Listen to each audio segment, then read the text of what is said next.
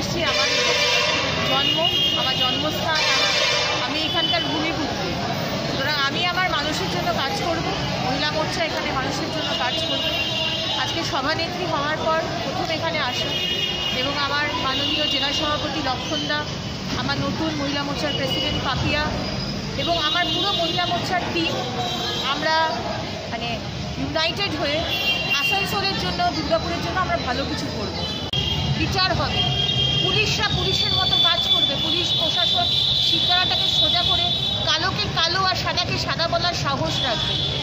এখনকার মাননীয় পুলিশ মন্ত্রীর মতো বগল দাবা করে আমরা পুলিশ প্রশাসনকে আমাদের মানে রাজনীতিতে অ্যাডভান্টেজ ইউজ করার চেষ্টা করব না।